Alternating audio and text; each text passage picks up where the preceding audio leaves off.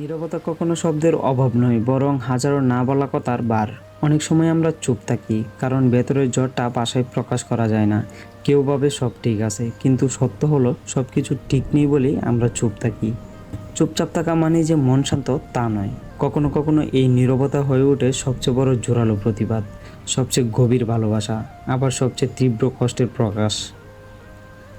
নীরব মানুষের চোখে লুকিয়ে থাকে হাজারো গল্প, যে গল্পগুলো শব্দে বলা যায় না, যে অনুভূতিগুলো শুধু অনুভব করা যায়। তাদের নীরবতা যেন বলে, আমি অনেক কিছু বলছি কিন্তু কেউ শোনেনি, অথবা সব বুঝি, সব দেখছি, তাই আর কিছু বলার নেই।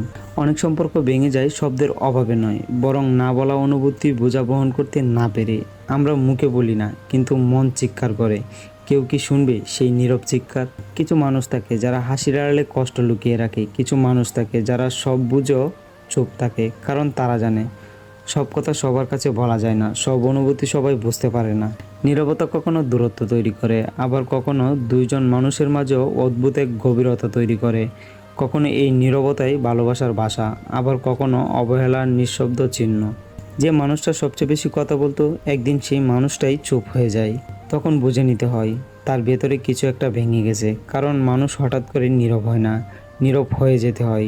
বারবার অবহেলা, না বোঝা আর না শোনার যন্ত্রণা।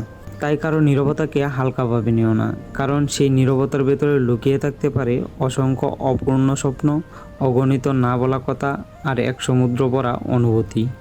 শেষে শুধু এতটুকুই, নীরবতা আসলে এক গভীর ভাষা, যা সবাই পড়তে পারে না, শুধু সেই বুঝতে পারে যার হৃদয়ে এখনও অনুভূতি স্পর্শ বেঁচে আছে।